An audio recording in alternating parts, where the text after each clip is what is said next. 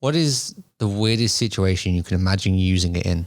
Because they showed a clip of someone using it on the airplane, and my first thought was, that's silly. I want to do it.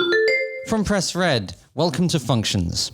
My name is Matt Blackman. I'm joined by Eli Chure. Hello, Eli. How you doing? How you doing? Hello. Right? Oh, it's an exciting time now, isn't it? Very exciting. Well, yeah and no. It's like you get excited for something that you know is not in your future. Yeah. I think we should put off the Apple thing for a couple minutes, but I do want to just say it was the most exciting event I've watched in a while. Brilliant. Because usually I watch these things being very bored, as you know from the video I did. Yeah. But it was exciting. Yeah. A new product. Yeah. You could tell. Well, we'll get into it later, but you could tell they had something big because they raced through things that would normally they'd spend lots of time on. I want to talk about how successful this month was for me. Okay. Because I showed you a YouTube video and you said it was quite a nice video. I loved it. Yeah, I was into it. I uploaded a video before that became my most successful video in under 2 days. Okay. And it's now almost at 900 views. Wow. So I'm very happy with where that went. I put so much time and effort. The script took 2 months. The video took another 2 months. So what happened? How come? What do you think was that factor? I don't know. I've been looking over the analytics multiple times and I haven't been able to find out why it's better. Oh, it's crazy. I used the exact same system for the next video uploaded, which was a game review video, entirely different. I wanted to see how that would affect it because I'd already scheduled those videos and that killed it. Right. But the Apple one, I did identical to that video and it didn't get anywhere near as many views, but I am very happy. My channel hit 1.2k views over this month. The month just went. So people explore afterwards then, clearly. Yeah, so it went very well. Yeah, that's brilliant. And I think 11k people had it advertised to them on YouTube. That's amazing. That is amazing. But it's amazing but concerning that you can't get that kind of nuance of how it reached people, or that's brilliant nonetheless. I'm going to keep looking at it, and I was so happy the day that happened because it means I'm finally doing something that people actually want to watch compared to this podcast. Have you changed anything production-wise though? Have you done anything differently with your thumbnails or with the way you record your podcast? So with that channel, I stopped 2 years ago to do podcasting. Yeah. And this is the first video that got uploaded minus the coffee advert that I did for college. Mm-hmm. And that could be a reason why, because I left it for so long and suddenly a video appeared and maybe they wanted to advertise it. Yeah. Or it could just be anything else. Yeah. I did change my style in thumbnails, but based on a video I did in the past, which was just me playing Half-Life, not an exciting video, that got 150 views and the thumbnails weren't any different from that. Well, all there is to say is congratulations, my friend, and tell me your secret next time. Once I figure it out, I will. I also wanted to talk about the new Nothing phone. I haven't seen this. Unfortunately for them, they've obviously announced it in a week dominated by another company. It is a leak, not the announcement yet. Okay. And as someone who owns the first Nothing phone and the earbuds, which I will be doing a review for on my own channel soon, I love the phone, hate the earbuds. Okay. The earbuds don't keep any of the audio from my surroundings out and allows everyone else to hear what I'm listening to, and I can't hear it. Haven't they got active noise cancelling on them then? No, these are the ear stick. Okay. The ear ones are the ones that are more like professional grade, and they've released the ear stick 2 since then. But I'm talking about, that got leaked the other day, and I don't like it. Oh, what, from a visual standpoint? I don't like it. I mean, they've taken that aesthetic and turned it up a notch, haven't they? Don't get me wrong. Exterior. The back looks really nice. Yeah. I don't like curved edges on phones. Yeah, it makes it a bit difficult to put your protective cover on as well, doesn't it? Your glass. I have a funny story of me playing Just Dance with the iPhone 7. Yeah. The iPhone 7 doesn't stay in your hand when you're sweaty and dancing. No. And I smashed the phone. Oh my God. Threw it across the room. It's not my phone. It's funny how we went through that phase, right? I think Samsung, I don't know if you remember this, but Samsung Galaxy 6, I believe. Is this the explosive one? No, it's before that. So they brought out a curve and they were like, this futuristic design, we can now curve the glass. And one side was curved and the other side wasn't because they didn't quite yet have the facility to do both. And they made like these features where you could have kind of different shortcuts on the curve. And everyone's like, whoa. And I like the idea of that, though. Years, we all had curves and now they've gone back to being completely flat again. I like the more iPhone 4, iPhone 5 style. that we've gone back to. Yeah. Because it's easy to hold and it looks nice. Well, they're inspired by the Leica cameras, weren't they? The designs. Were they? Yeah. Johnny Ive mentioned that when they came out. What does Johnny Ive do now? I think he's got his own company here in the UK. I know that he designed the red noses in the UK. They were terrible. They weren't the best. But yeah, I don't think I've seen that. There was one week where he did everything and then he just disappeared again. Yeah. Well, they blamed him for the, what was it, the iPhone... No, the Macs. So the 2016 MacBooks that came out, they kind of said that was his last thing, and he was trying to get this portless one type device, and it didn't work. And obviously, since they got rid of him, the refreshed ones have got all the ports back, and he doesn't like that. He likes slickness, doesn't he? Yeah, I mean, I don't think you can blame him entirely for that decision. Keyboard? Okay, maybe the keyboard. But I mean, the I/O, it's obvious that he wanted it to be a load of ports that could do anything. Yeah. But we're not at that stage yet. We're nowhere near it. I'm not ready for that yet. No, never remove the headphone jack though. I think there's all the signs are there. Headphone jack's going, Bluetooth getting better. Everyone's making Bluetooth headphones. I think the next iPad losing the headphone jack is coming to MacBook next. iPad lost the headphone jack? Yeah, years ago with the Pros, and then now all of them are just headphone jackless. Oh no. Yeah, so it's coming to the MacBook next round, I imagine. Oh, and have you ever heard of Teenage Engineering? Maybe. They make musical like synthesizers. Right, yeah, I think I have, yeah. They made some really cool looking products recently that's incredibly expensive. Did they make like the black MIDI keyboard thing with the black keys and the white minor keys years ago? No. It's hard to explain. It's kind of more DIY looking, their stuff. Yes, I recognise some of these bits, yep. They announced a motorized tape recorder that looks amazing, a mixer, and a microphone. The mixer was announced quite a while ago, but I will be honest with you, the tape recorder, me want, if it was cheaper. Is it a tape recorder or a cassette recorder? So what I can't find out if it's actually tape. If the motorized wheel in the middle is just an aesthetic thing like the iPod, or if it's actually a reel-to-reel tape. Because if it's an aesthetic thing, I would buy it instantly, minus the price. Well, I can't see why they would go for this reel-to-reel, unless it's like doing some AD conversion or something in a box. Maybe, why would they have reel-to-reel? I don't know. In 2023. Why a tape still... That's it, yeah. It's really nice looking. I cannot give a good reason to buy it, though. Because it allows you to record quite easily with shortcuts on it and stuff. It says the ultimate portable audio recorder. I can't imagine anything with tape in it that is portable. That's good. That makes me want to buy it more. But the microphone is my favorite thing. Okay, what's cool about that? It's a tiny portable microphone that can record locally, USB or micro mini XLR. Okay. So that to me seems like a really good thing for a portable podcast. Yeah, super convenient. Like you just plop it down and you're off to recording. That's really cool. Tape reel sensation, it says here. The centerpiece of the TP7 is the motorized tape reel. So it's not got a tape reel in it then? Yeah, it's a delicately engineered brushed motor with ball bearings and highly sensitive hall sensor that lets you virtually grab your recording. The reel is also used for scrubbing to pause. So I think it's like you move it. So it moves on its own when you start the recording, but if you want to go back, like on the iPod, you move it back. So it's like a turntable. It is like a turntable. And to stop the recording, you put your hand on the wheel. Oh, wow. For temporary use. Yeah, that's nice. It looks nice. It looks a bit like Talk Boy from Home Alone. Oh, no, yes. Yeah. For me, it looks as if you got a Walkman and mixed it with Apple's, this kind of design, the aluminum. The iMac, yeah. The iMac. Yeah, it's nice. It is nice. As we were talking about Apple so much, we may as well do the WWDC talk. Yes, let's do it. Are you enjoying this episode? Maybe try one of our other series. We've got Scream Free, a movie podcast where three people just get together and talk about movies. It's kind of it. We also just have a fun time. The podcast is available on almost every platform, including YouTube. So why not give it a try? That's Screen Free Podcast. Go search that on your podcasting platform. See you there. First of all, I was gutted. WWDC is an event at my house for me, not for the rest of the family. I find a room where nobody's going to come in. I warn them all not to disturb me, get home, and I focus for that amount of time with Twitter by my side. This year, I was delivering a workshop in another town. And so I had to turn everything off so I didn't get alerts. And I got home and I was tired and I fell asleep in the first 15 minutes. Oh, no. Gutted. And I knew what was coming, but I fell asleep just after they announced all of the MacBooks and whatnot. I'm amazed that you didn't cancel everything and watch it. I know how much of a dedicated Apple person you are. Early the next morning, I woke up and just sat and watched it on my iPad. But yeah, what did you think?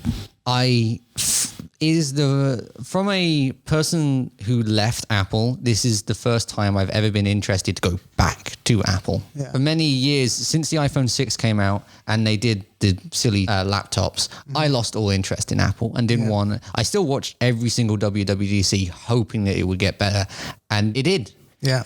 And I am so excited for the Vision Pro. I don't like the name. I would have preferred one of the leaked or possible names that became the chip instead, the Reality Pro. Yeah. Even though the Microsoft Reality is a thing. Is it? Yeah. I think Apple have, following on from what you said, I think they've slowly turned it around, haven't they? The last 5 years, they've actually, with their new lineup of M1s or M-based things, the new hardware, I think they have turned it around. They've listened. And it's the first time since I've known Apple as a company, like since the early 2000s, that they've actually listened. I don't know if that's a good thing when they start listening and giving you what you expect. Well, what they've done is they've taken away everything you wanted to give it back and make you feel happy that it's back. Yes. But who can we congratulate for doing that? Is that a, how can I forget his name? Tim Cook. Tim Cook. Yeah. Is that a Tim Cook thing or is that lower down? Yeah. I don't know. I think we're completely in this kind of feedback system where they're constantly getting feedback from users, whether it's directly or indirectly on the internet, that they can no longer ignore it. They could ignore it in the 2010s. It wasn't as important, Twitter and Facebook and Instagram and wherever. But I think now they kind of have to respond or die. Yeah. So maybe it is Tim Cook. I can use an example of that, of Valve, right. A games company. They don't really interact with their community that much. And it's kind of, although Steam is still going, they've kind of lost the interest of most people. What were you going to say? They've lost Steam. I have not lost Steam. If they lost Steam, it would be a bad day and I would be asking for a lot of money back. If I lost my entire games library, I would not be happy. What did you think was going to be announced at the WWDC event? So I watched all of the leaks and... Me too. 2 days before the whole thing came out in terms of the Mac Studio, is what they call them? Yeah. The M2 Mac Studio and the reality headset. The name wasn't out yet, but they pretty much described all of the buttons and a lot of the functions. The digital crown was announced 3 weeks before or something. Yeah, and a lot of the functions. So I kind of...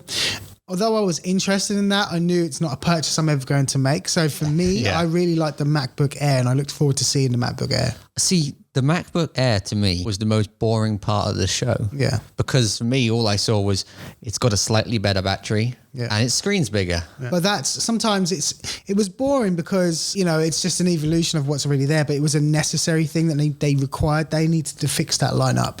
And I think that and the Mac Studio kind of helped to fix that, apart from the iMac now is kind of behind, but you'll always have that in cycles. Something's got to be at the back of that cycle. But no, I think I'm going to buy the MacBook Air 15-inch just for the house.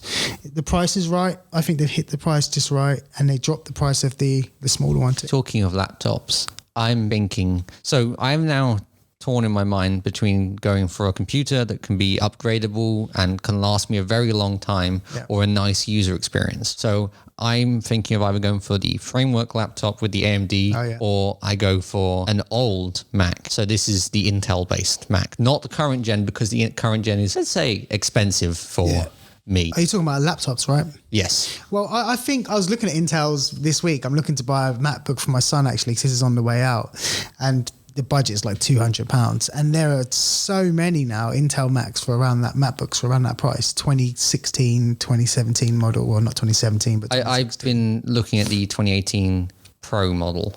Okay. Because I might be one of the very few people who really liked the bar. I liked the bar when I had it, Yeah, I miss it. I know it replaced the function keys, which they should have never done. They should have probably just made the function keys smaller and had the bar above it. Yeah. But I do really like the bar. It seems like a really useful tool that never really got Do you know what? live. The most useful thing I found with the bar was not kind of like it would turn into a transport bar in Logic Pro and things like that. I never used that. But when you're browsing the web and you need to do autofill and things like that, and it would just come up, you can pick, or phone numbers, you can pick them and go in, or it would tell you like Touch ID and give you a big red arrow.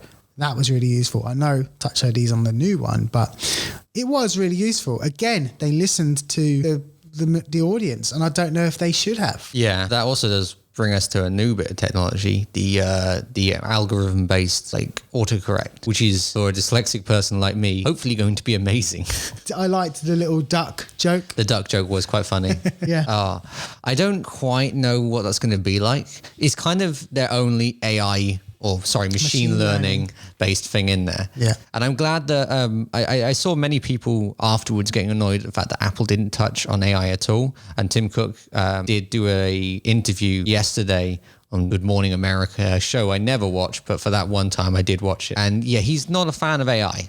Because of privacy? It's not efficient enough. It can be wrong. And for Apple's message, they don't really want a company that relies on something that gets it wrong. Yeah. I mean, do you remember when Siri first came out? It couldn't understand very many people. Yeah. So, yeah, I can understand why Apple's hesitant to go straight into this. I believe that Siri does need an update. Siri is far too, it's not slow, but it's not very good. Not clever enough. Yeah. But you can, using the shortcuts, you can program Siri to actually be ChatGPT. I have seen that, yes. But you have to pay for ChatGPT. So I tried it, I set it all up and it wouldn't work. Have you got a subscription then for ChatGPT? No, it wouldn't work because I've got the free one. Oh, okay. But so I worked out you have to pay for it. And then it just becomes a voice for ChatGPT. You can say, hey Siri, ask it a question. It will just give you responses from ChatGPT. Oh, and hey, the hey's gone now. I don't like that. No? No. So if there's anything I've learned is one, be nice to our AI overlords. Mm-hmm. And two, it's nice to have a word before the official wake word. Yes. Because I'm sorry to anyone who's playing this now on their speakers, Alexa, Google and Siri, that is a problem, I think, when you're talking about Google. Google's a company, and we talk about it so much. What's their keyword then? What's their buzzword? It is Hey Google. Okay, right. But I find it actually hard to say Hey Google quite often. Yeah. But I think it's a requirement they should have a hey at the beginning or some sort of word before that. It was I think they're suggesting that it's an option though. The Hey Siri, I think from the way they announced it, like, cause he said you can now just say Siri. So I'm guessing that means you can keep it on too. I've got the HomePod in my bedroom underneath my television. And I tell you, every week it will go off because someone on the television says something that sounds a bit like Hey Siri, like I'm sorry, or something like Hey, I'm sorry, or whatever. And it will go, I didn't quite get that. Or it will start listening to what the television says. Oh, I hadn't thought about that problem. Yeah. But I know that Alexa, they do kind of like an algorithm in the background to tell it when there's an advert playing. Okay. So it knows, don't activate to that advert. Recognizes. That's cool. So that was, I think, going back to the event, outside of the VR, keep calling it VR, but outside of the Vision Pro, that was Siri, everybody, on my watch. I really liked the iOS/iPadOS 17 widgets announcement. I love that as well. I've been thinking of buying an iPad for a very long time, and adding widgets to the home screen is just another reason for me to buy an iPad. Interactive widgets. Interactive. Finally. And on my MacBook as well, home screen. Yeah, we're finally catching up to you over there on Android.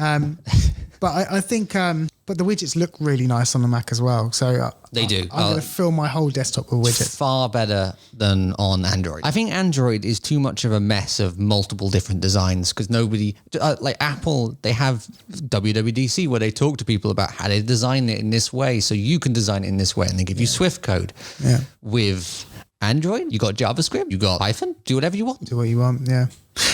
Have you seen the EU code? I'm not sure if we're included in this, but the new EU requirement for Apple to be able to let you sideload onto your phone. So I heard about this a couple of days before the event, and Apple wants to keep it hush-hush, it seems. Of course they do. Because one of the, I listen to quite a few of these podcasts from Relay FM, and they do a big Apple event thing at the moment. And I believe in one of them, they were talking about, do you think they'll mention the fact that you can sideload apps? No. There's no way they would have mentioned that. They're complying, but they don't. It's like a retraction in a newspaper. They're not going to make it a headline. You know, it will be there as a requirement buried somewhere. But are we included in the UK? I don't know. I never looked. Yeah, EU, isn't it? I mean, I think we still count as a part of the EU. Just based on location-wise, I think we're still a part of the EU. Not politically. Yeah. If not, I'll just VPN. I'll be German. You'll be German. Yeah, absolutely. Imagine especially with the iPad, what people are going to make for the iPad going outside of those restrictions. It's going to be amazing. I'm going to have to buy an iPad at some point. Yeah. They're so good, and even better for podcasts, I think. Recently, in fact, I think I brought my iPad with me. I have started writing my scripts and planning on an iPad. It's a fairly old iPad. I think it was the Air 2 is what I've got. Okay. Not the Air. Oh, yeah, Air 2. Yeah. It's slow, and it only lets me use Bare Markdown app and Obsidian to do my notes, and that's pretty much the only apps I've got. Okay. So that's why I probably got to update soon. But I think for me, a laptop is of higher priority, unless... I mean, I know iPads are very close to becoming like a laptop, especially now with more USB support. They hit that. Yeah. You know that they added webcam USB support during the event. That was another hidden thing. That was another hidden thing. Yeah. I'm looking forward to watching a few breakdowns this week of people who have got the beta versions of it. Initially, we had planned to do this podcast a week later, but I realized that's not a good idea for advertising the podcast. All of the buzz will be over by next week. It will. Well, yeah, it will.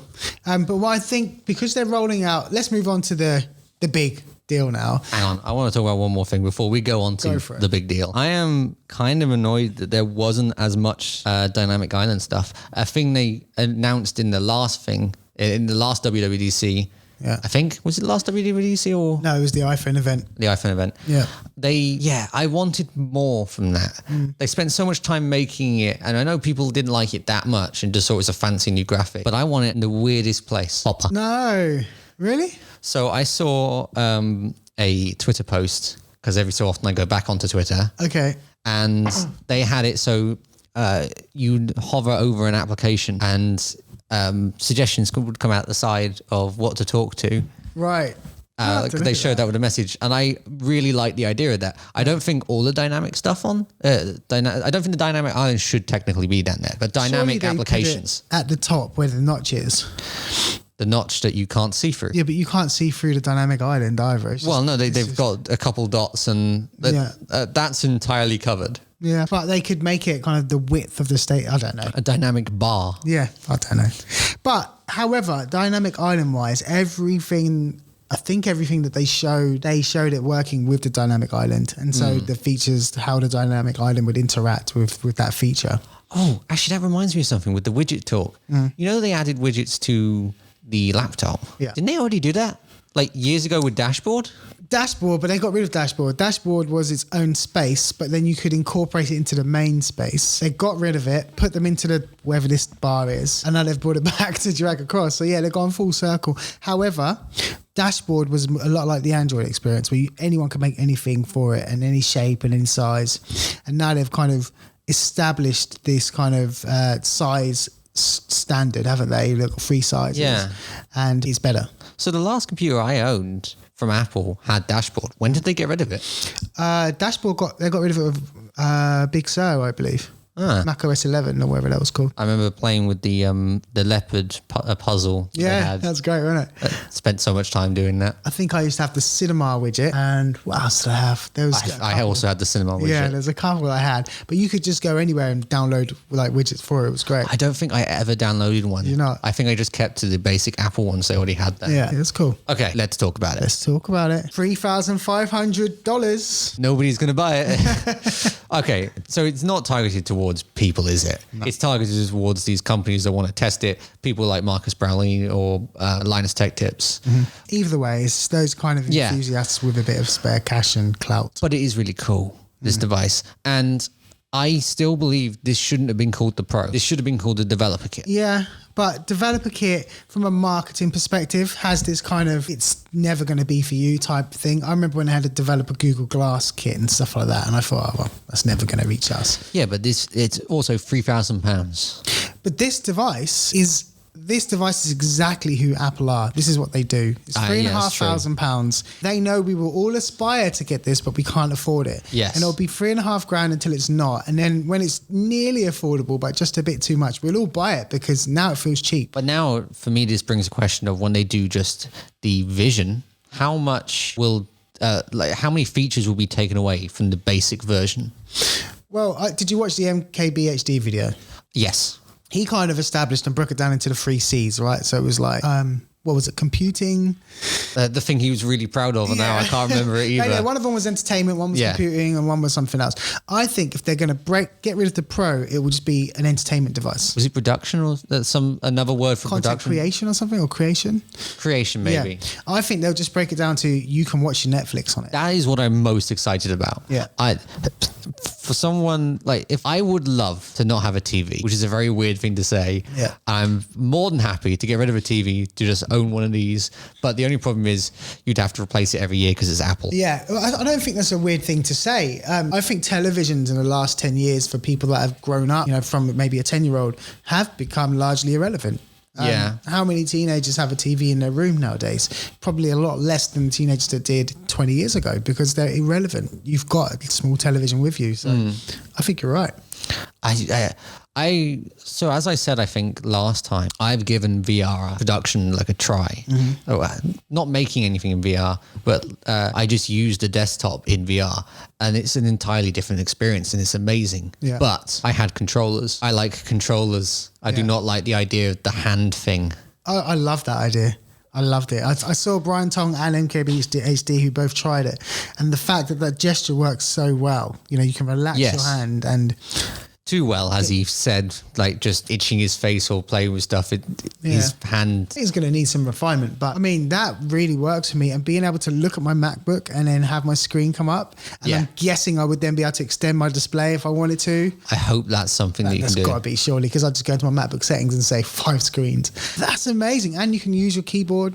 You do ultra wide. Yeah.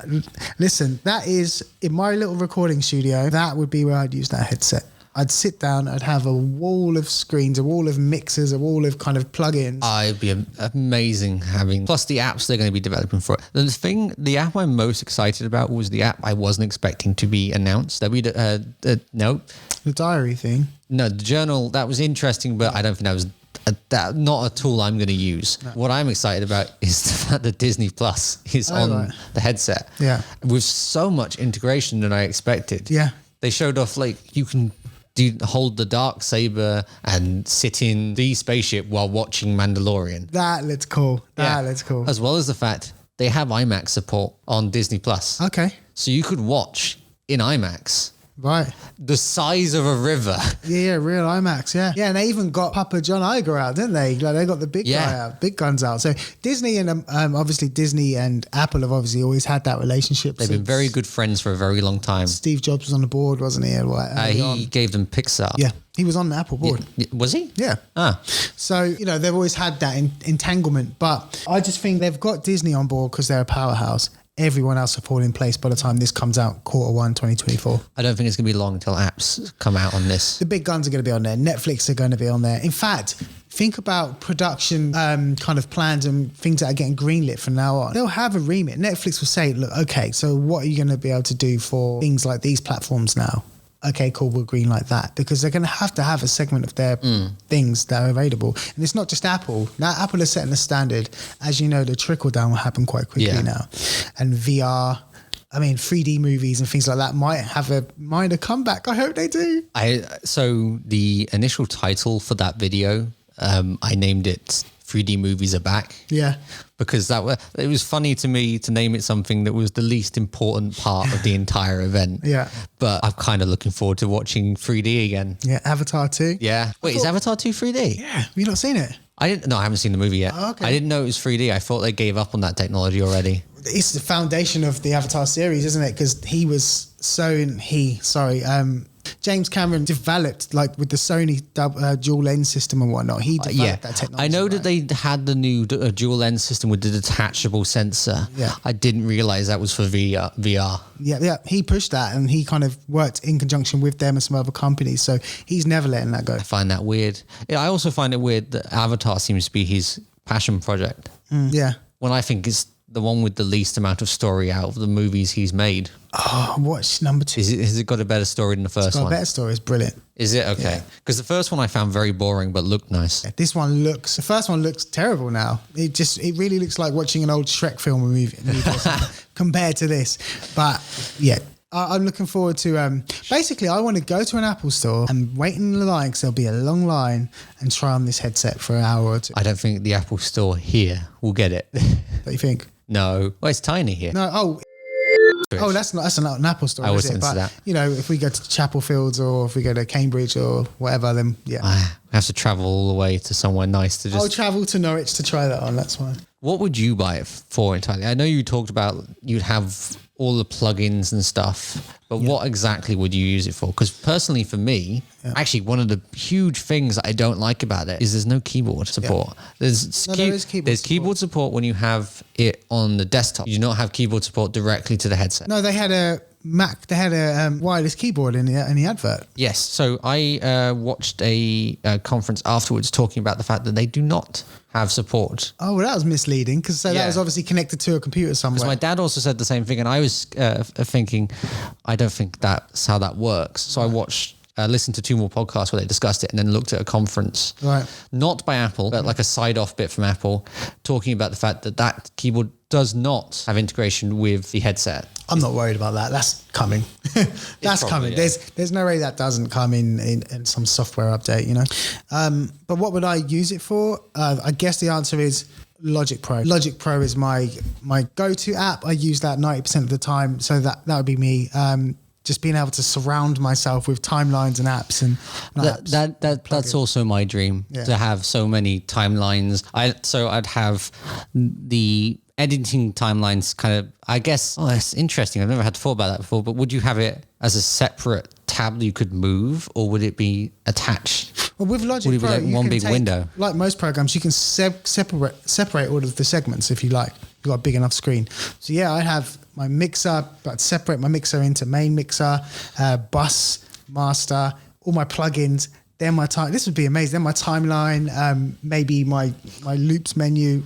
I would target it around my keyboard. I'd have the keyboard, a line for shortcuts after a tweet I saw that looked really cool, where this person had a line of shortcuts and it highlighted certain keys that did.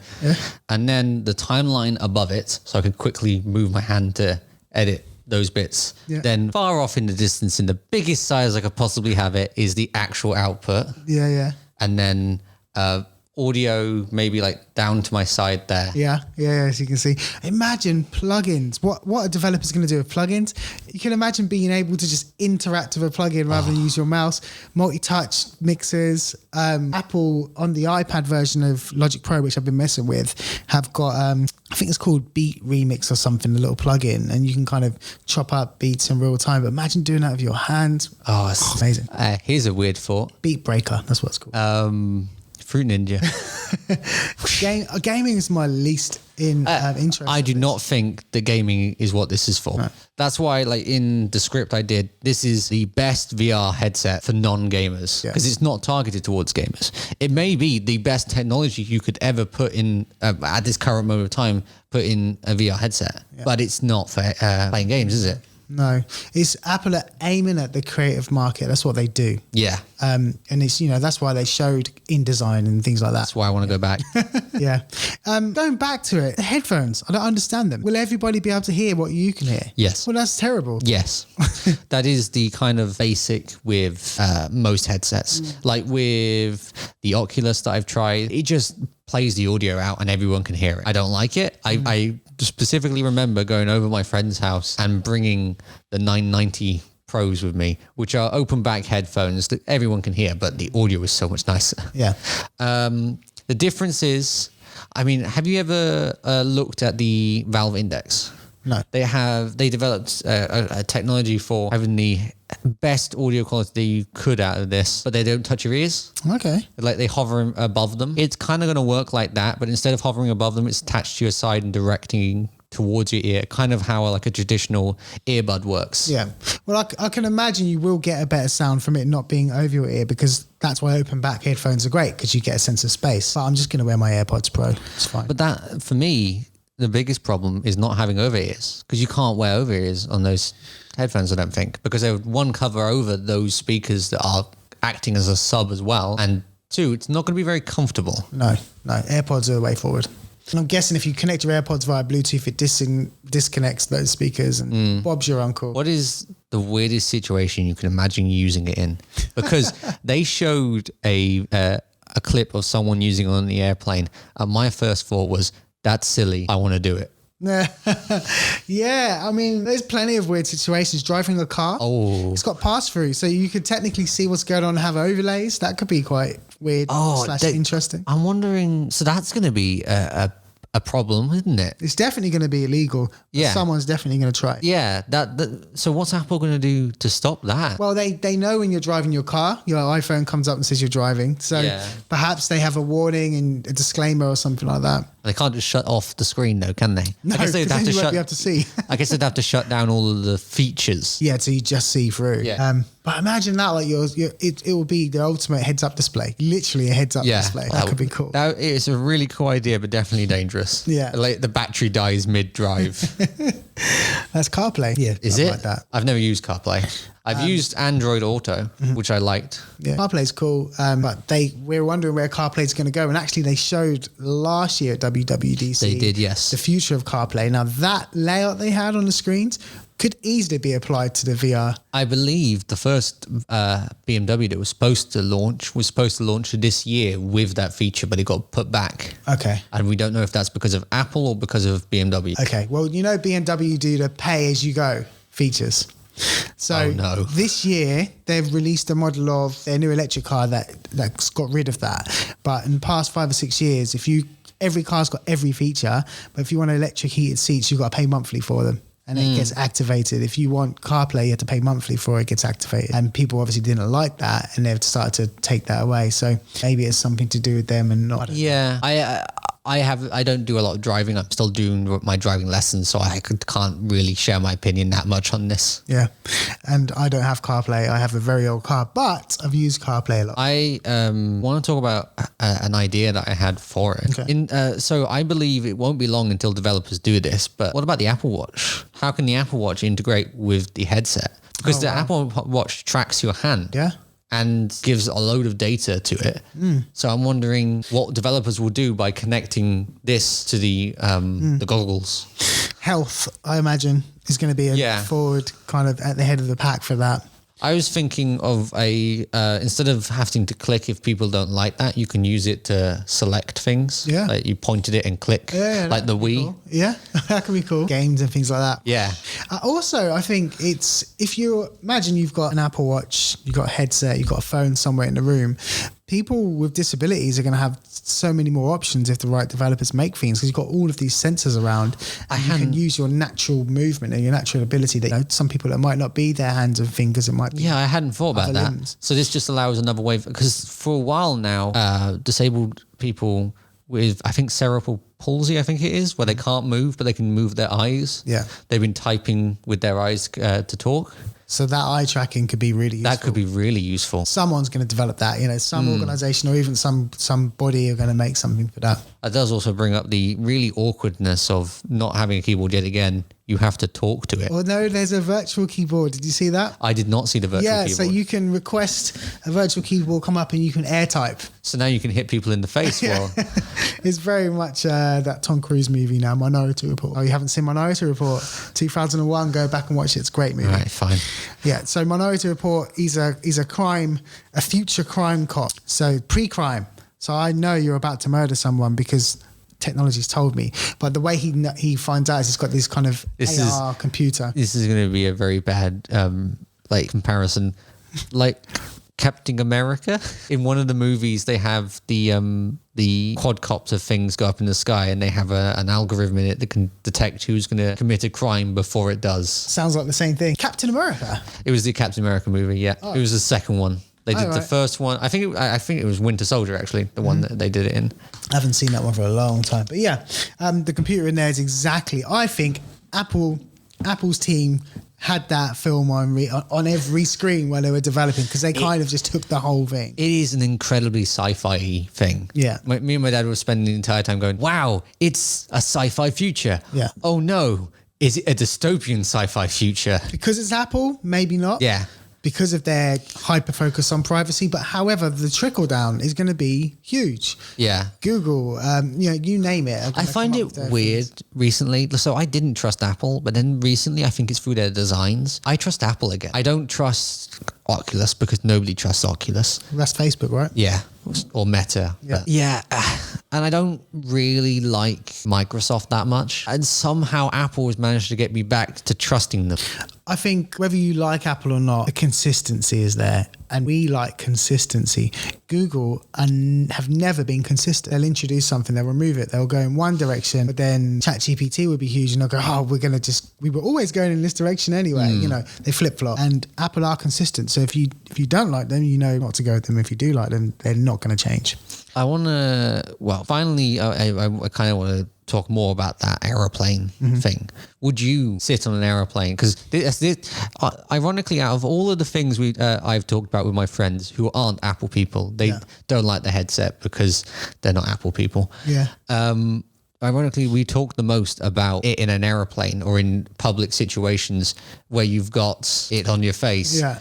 Would you do that? Because as I said, I would give up looking embarrassing just to be able to watch Star Wars on a river. I think a core thing, especially watching the event, that struck me was, wow. First of all, you've got to have a lot of money. But secondly, you've got to have a lot of trust in your environment. Yes. Even if you're at home, you've got to be around people you trust. Now, on an airplane, I wouldn't have that trust. So with what I've used so far, I found that the hand tracking isn't the best. Okay. And this isn't the Apple. This is other ones, especially with the Oculus, where they had I think I tried this in a shop or something. They had the hand tracking, so it would cut out around your hand. Okay. And it was very sharp and So you don't didn't get look fingers. it didn't look very nice. Right. And yeah, when they showed that it will show people through this world or stuff around it, I'm skeptical of how good that looks, because that looks really, really good. Yeah. And like it can cut out people quite well. I know it has a kind of faded edge, so it can make less mistakes. Yeah. But I'm skeptical of that bit the most, especially can it tell a difference between a person and an object in your surrounding? If a dog walks up to you and you're wearing the VR headset, will it detect the dog, or will you just kick the dog against the wall? That's true. Yeah. I mean, isn't that what the R1 chip is responsible for? Yes. Like the responsiveness and kind of making it seamless. And yeah, we'll just have to see. I know I'm going to get this VR when we're up to M5, R4, whatever it is. Yeah. And I think it's quite funny that it's coming out Q1 of 2024. Won't we be M4 by then? Because we're going to be M3 the end of the year. So it's not going to come out of an M2 chip. M2s came out last year. Yeah. Can you imagine a flagship device coming out in 2024 with an M2? I still feel like the M series is going too fast. It's been 3 years now. We're on M3. Well, we're not even on M3. We will be on M3. That's fine. But it does also bring up the question of, we didn't have an event early on this year. This is our first event of the year. Will there be an iPhone event? Because it didn't talk much about the iPhone, minus the feature I really like, which we'll get round to. So yeah, will they announce They used to have a December event. Yeah. Maybe we get an M3 in December. December seems a bit late for me, because that's kind of the time of year that people are buying gifts for people, and has always been the market for these companies. Yeah. It's December. Quickly release your product before then, so people can buy it for people in December. So I don't think we'll get a December one. Okay. M3 is coming this year, whether it's a big drop or if it's they've been doing these online drops as well. So maybe it comes out then. Yeah, like the yellow phone. That was really exciting. Yeah, they've been doing that. So maybe, who knows? I think it's going to be a kind of 15 to 20% increase. It's not going to be, although that's amazing coming from Intel or M1, I don't think the general public care that much. So maybe they don't make a big M3 announcement unless it comes with hardware like a new iMac. that reminds me of another thing, but we're going to stay on the VR topic. What do you think of the eyes? I thought that was hilarious. It's so goofy looking. Well, it's a clever idea. It's a clever idea. It keeps your line of sight to people, as well as the fact that it can tell where people are looking from. So you still get that 3D perspective on the eyes. But it is weird to look at. Yeah, but you can tell they've had this kind of think tank where they said, well, what are the problems with VR today? What are the barriers to getting into VR? And the first thing was price, and they said, nah, don't worry about that. But everything else, like I can't see my environment, people can't see, people don't know when I'm engaged with a bit of a product or not. And they solved it. There's no other way to really solve that. No, my biggest question for it actually is, it only has, based on how it mounts to your face, the sensors for the eyes only just cover the eyes. Yeah. It shows the nose, the skin around it. Yeah. How does it know what that looks like? Did you do that face scan when you set it up, right? So it must be combining these things together. That's what I'm worried about. Yeah. Because it's going to miss details on the face that might have changed between that time. Yeah, that's true. I could scan my face at this age and keep that until I'm 40. Yeah. And it'll be very confusing to everyone, especially when they look at my eyes and they're older and my face. Yeah, I guess so. Maybe they build in a prompt every 2 years. I'm not sure. Maybe they make it like your driver's license when you get over a certain age and you have to keep refreshing it to prove that you're alive, capable. I think we've actually talked about everything with no, there's one more thing. Mac Pro. That's what I was going to get to. I was saying like everything done with that section. Yeah. What is your opinion on the Mac Pro losing GPU? Well, I guess, first of all, I don't like it, but I guess the design of the M chips don't allow for That's my kind of allowance of it as well. Apple has been targeting more silicon-based CPUs and GPUs than these detached ones. And the power is obviously much better. Yeah. We are seeing that it's more efficient and producing far more graphical power than if it was detached. How many afterburners did they say it was? 8. 8 afterburners. That is the value for Or money. was it 7? I can't remember now. Value for money. Yeah. Is compared to the old one is amazing. They were saying like the max price when you max this one out, it's 11K. Yeah. When you max the old one out, it was like 50K or something stupid like that. And this one's a lot more powerful. For me, I'm confused at why it's still got so many slots though. 6, isn't it? Yeah, that's still a lot of slots. Most of those cards are quite tiny, and I can't see anyone using more than 3 and 4. I think they had to overcompensate because there's so little that you can do with it. I think it's different. I think they're still using the same CAD design as last time, and they couldn't be bothered to. Yeah. Why replace a design if you're only getting rid of one component and changing it to over here? Of which, when I looked at when I was editing back the footage of it, it's a huge CPU. Yeah. Because it's got the RAM also built onto it. It's in that top corner. Yeah. 128 gigs, I think, of RAM, which is unified memory. Yeah. That's 196, I believe. 96. Yeah. That is so much RAM. Yeah. I've never seen so much. Yeah. And it kind of makes me really want to get 22 streams of 8K. Who's doing that? I don't know, but I want to do it. Who is doing 22? It's ProRes though, so it's obviously if it's ProRes, it's obviously going to be what's the word I'm looking for? More efficient? No, not more efficient, but in editing, when you make your videos smaller or you make it into compressed, ProRes, kind of, yeah. So it's not going to be your output format essentially. No, but they said it does the figuring it proxy out. Is what I was going to say. Oh. When they say ProRes, they mean like it's proxy video. Yeah, they said it does the rendering though of 8K because ProRes is quite a good format that many people have started using out of Apple. Yeah, well, you mainly would use ProRes if you're passing it on to someone, right? So not as your output format, but if you're working in a chain, you can put your video out in ProRes, someone could do the graphics and, you're not going to see much difference. So would you give up Apple no longer allowing GPUs for the M series? I think so, because you've got other options, right? You've got, everything is now Thunderbolt, whatever. Anyway, not Thunderbolt. Thunderbolt 4. It is Thunderbolt 4. So that because they have 6 of those ports on the back of that computer as well. Exactly. So there are other options, and I know people say long term, but how many people are still using that old Mac Pro now? I mean, that's been out. That became a paperweight within a year. Okay, so it didn't matter then, did it? No. So and this one's half the price. So people were annoyed at it from the get go. Yeah.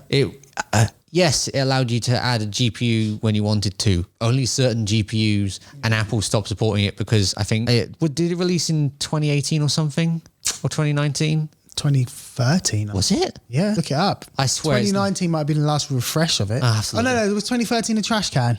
I think yes, 2013 was the trash can. Excuse me. Yeah. Which apparently I haven't checked this, but I saw it. I heard about it later. They still sell it on their market. I'd like to have one. I just like the look of it. I thought it was cool. I remember us joking about it at the time. Yeah, I loved it. What was I saying there? Talking about GPU and kind of would I accept that? Yeah. Would you? No. That's too important to you. No, I think, okay, with the new CPUs and GPU combination, they're fascinating, and I think that's kind of the future we're heading towards with CPUs. But it worries me for the longevity of the products. Because I've already seen other companies looking at Apple going, oh, we should do silicon based and just make it so everything's combined in one. Yeah. And that worries me because you can sort of update them, but not very much. Yeah. Most of them are embedded into the motherboard. Yeah. They're not detachable because that slows down the speed. So it is a worrying future that we have. It is. But it's the future nonetheless. Everything is becoming non-user repairable or user upgradable. And I think that's why they're overkill with the speed of the thing, so that it is kind of future-proof. These things are over-capable for any task that you're ever going to do apart from gaming. And I think if they're targeting creatives and they're looking at the market, they're thinking, how far can Photoshop go in 10 years that it won't be able to be handled by this, or audio work or video work? And that's why they're saying 22 streams, because nobody's doing that this year. As well as AI. Yeah. Because did you get the beta, the Photoshop AI beta that everyone was talking? Every revision of that beta so far, yeah. I haven't, because I'm on Windows 10 and Windows 11 is required, right? For some unknown reason. And you've got the little context bar menu at the bottom. It's very interesting. I'm terrified of it personally. I see it as a really useful tool that means that I'm out of a job before I even got a job. Yeah, no, I don't see it that way. I mean, I've got it on here. You can have a look if you like, but I don't see it that way. I just see it as it gives you more possibilities to be creative. It doesn't do anything for you. An idiot couldn't pick it up and do something that you could do. It's just another. That's what worries me though. Like there's that one we use in lesson every so often. I can't remember the name of. It's the web one that people can easily create stuff in. Oh yeah, yeah. I don't like that. No, I don't like it because I think it makes it too easy, and it makes the hard work that I put into Photoshop seem useless and too easy. That's what worries me about this AI thing. Will it make I see it as an incredibly useful thing for adding stuff to people's faces or taking stuff away from the background.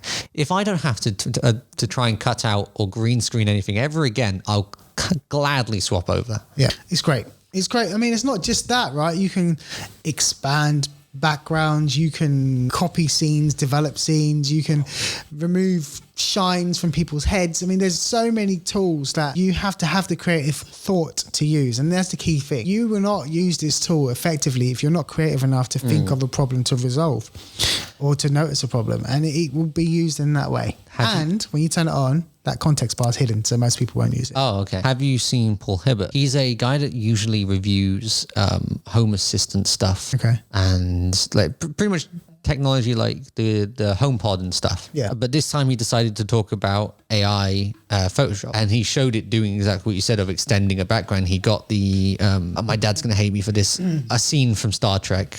Okay. A very popular scene that I don't remember the name of. Yeah, okay. And expanded it, and it looked really good. Yeah. And redid the resolution of it because it was like 720p, and it ended up being like 4K footage. Yeah, they do get huge quite quickly. I done it on a photograph of my wife sitting outside at a cafe in London, and it's an iPhone portrait picture, and I expanded it, and it's clever how it recognized the type of street I was on and just started to make more shops, and the road markings and everything just expanded beyond what was there. That reminds me, did you see the weirdest camera? No. There's this camera that's been going around social media the last couple of weeks, maybe just this week and last week. Okay.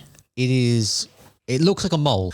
Okay. So, but instead of having a sensor on it, it uses AI to make an image. So you tell it the location, the setting, the time, and it generates an image. Based on its current knowledge of that location? Yes. And your direction. Wow. It is a very weird camera that I would like to see how it fully works. Yeah. But it obviously doesn't have like people in the image. It wouldn't have people. It's just a location. You would have to have already taught the algorithm about this person. Mm-hmm. But it's an interesting, if you want to take nice landscape photos, but a bloody van is parked in front of, this is perfect. It's like Google Map mixed with your camera. Brilliant. That sounds cool. What's it called? The mole camera. I don't know. I'll find it. I will send you it later. For sure. I think I saved it because it was interesting. That sounds cool. Because what's going to happen ultimately is they'll combine it with a low-res sensor eventually, or black and white sensor, or some sort of LiDAR sensor, and then they'll kind of combine these two technologies, I imagine. And then it doesn't matter what resolution sensor you got. It will recognize humans and vehicles and animals, but it won't do the background. It will combine them both, and then you'll have these kind of layers. It can go really. I didn't research about it until like 2 days later. I was very confused at what this camera did because it looked like it was just like a satellite.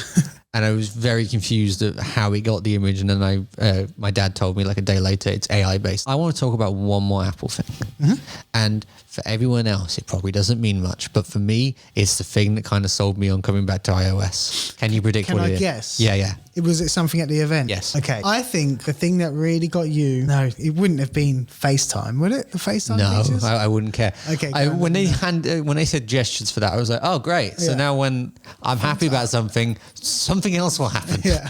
Okay. You've got me. Standby mode. Oh, really? The clock kind of... I really like that. Yeah, it looks cool. It does look cool. Especially, so this wasn't, it was hinted towards in the event and research later on. You can, because each MagSafe has an identifier code, you can set them to that different location. So if you're sat at your office, you have the dashboard of your meeting of what's coming up next, and then you go to bed and you've got a different clock. Yeah, okay, that's cool. I love this idea. Yeah. It's the one thing that now makes me jealous of not having I love iOS. Is that on iPad as well? Because iPad doesn't have MagSafe.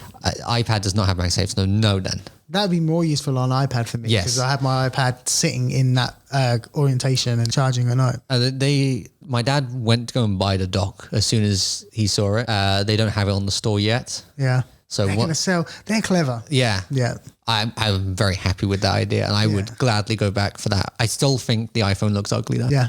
Apart from the small phones, I'm starting to get used to the googly eye thing. Mm-hmm. I do like that dock mode as well. I mean, that clock, but I just can't have any light in my room. And I know they said it will dim and go red, but at night time, I unplug plugs that have like LEDs on them. Yes, like that. so I do the exact same thing. That's why I'm suspecting that when they do release it, they'll have it so it turns off when you put it on this specific MagSafe, because I wouldn't want the red feature that they're talking about. No matter, any light can keep you awake. Yeah. Red light, it's less, but I still don't want any light. No. Oh, can we go back? I'm really sorry. Go back to the VR. Okay. All right. In the Disney, Bob Iger announced a show, because Disney are ESPN, and they showed basketball. And did you see any of the sports stuff they showed? So I saw it afterwards on Twitter, yes. Okay. So they kind of showed what is possible, I guess, or what they've been making up so far. But you can go to they showed an angle that kind of goes over court, and you can change how you watch the game with your VR. And courtside, watching an NBA game. Now, if this VR experience is that realistic and that accurate, and I can sit courtside at a basketball game, I would gladly pay £100 to sit courtside at a basketball game. I wonder where you got that idea from. It's almost like Marcus Bradley said the exact same thing. But when I watched it, I was like, oh my God, I can sit. They showed it, and I was like, I can sit courtside at an NBA game. I pay £100 for that. I know that. When I saw that, I thought that's exactly what you'd be excited about. Yeah, that would probably make me buy the system. Where's my Klarna card, please? I'm buying it. I would be happy with that, because it means I don't have to go to a single sporting event ever again. With the sound. I can imagine the NBA incorporating or requiring players to interact with the camera and things, like maybe every so often at halftime, one of the players have to go and kind of like thumbs up the camera. I can imagine that kind of stuff. That'd be amazing. But then we might, because then Apple would obviously have to buy a couple of seats at every game. We might end up in a situation where you've got every tech company has the first row of seats. So there's just these weird cameras sitting there. When a ball hits it, then it's game over. What? Yeah, that brings up the idea of like what shows can be used with this. Because I know that they're integrating Ted Lasso, the show that I've never watched, into it in a way. But I don't know what else they're going to do. Theatre, live performances. Yeah, that's true. Imagine the news with like VR. Like we're going to this Turkey. They were in Turkey today. Oh, no. You can actually be in these zones. Oh, God. Virtual holidays. That will make the news hit hard. It will. Like, if you get teleported to the Ukrainian war that's currently happening, that will hit very hard. If you can think of it, this is going to happen. On a happier note, slightly, this is, I'm going to try and, I haven't got any apps for Max App Corn, but I want to go back on, like, how is your experiences from some of the apps I've suggested to you? Have you tried Obsidian yet? I tried Obsidian and I just recently deleted Obsidian. I thought I need to clean up my Mac, and I went to the cleanup mode and it said Obsidian used once or something like that.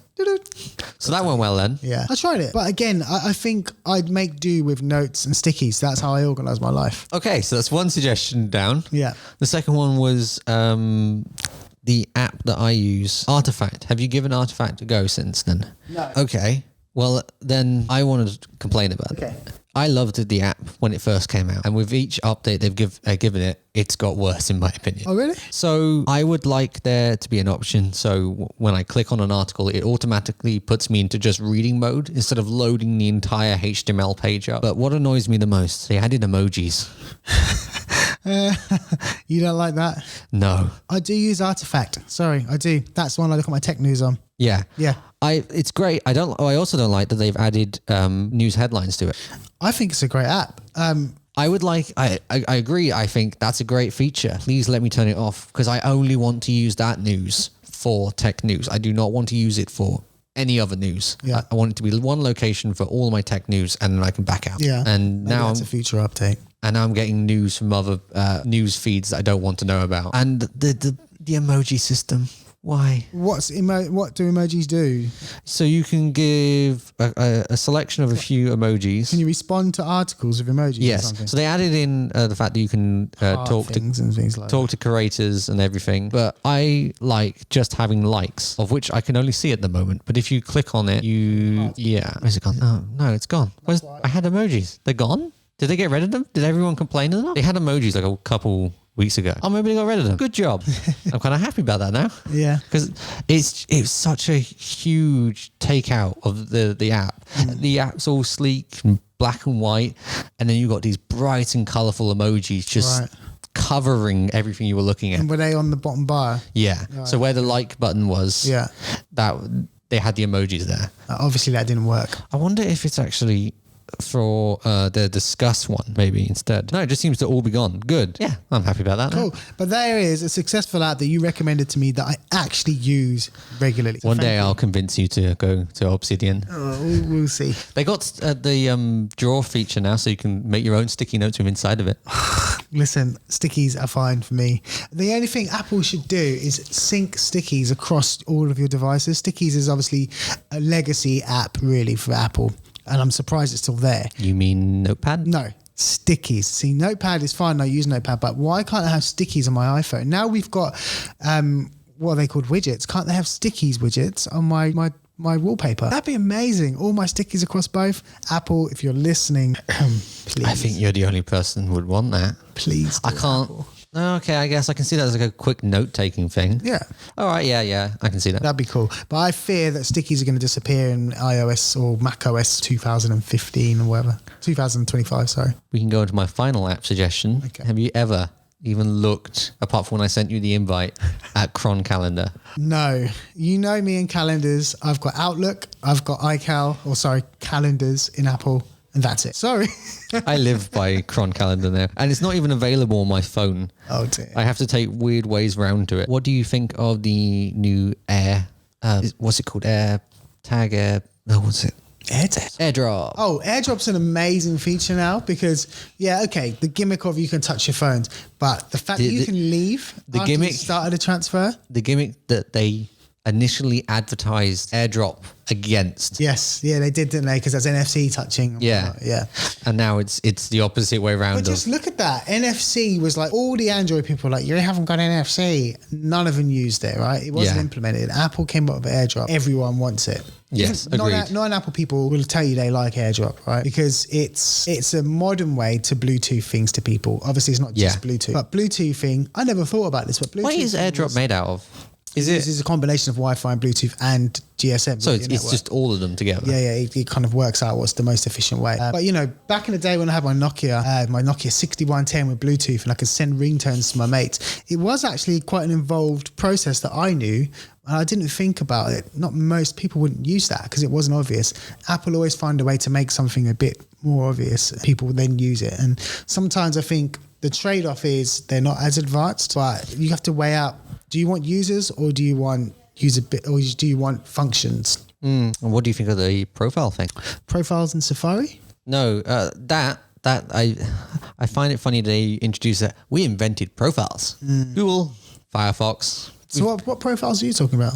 I'm talking about the ones with the AirDrop where you put your phone against someone, it swaps profiles. Oh, like your contacts. Yeah. I want to see it in action because I'd be concerned that if I shared my contact of myself with you, do I want you to have my work email? That was the first thing that came across my mind. I would say they need a mode that you can click business, personal, Yeah. and other. Yeah. Because you don't want to have a silly photo of you on my phone because Yeah. we work together on stuff. Yeah. That's silly. Yeah. You want a more serious photo for those situations. Yeah. You wouldn't hire someone if they were pulling a funny face on the front of their... It's a great idea. However, people are not going to use that until it's been out for about a year because you've got to wait Yeah. till everyone's on that same OS. Yeah. So it's something we'll be using by iOS 18, I guess. You won't because you'll be on Android. I'm going to leave. I'm going to go back to Apple. What iPhone would you like to come in on? Would you go for like the latest? What was 15 what was the last small one? 12 mini? I got on 12 then, the one that isn't getting support of any of these features. Oh no, it's iPhone 10 and lost support. I didn't realize the iPhone 12 mini didn't have AR. Made me sad.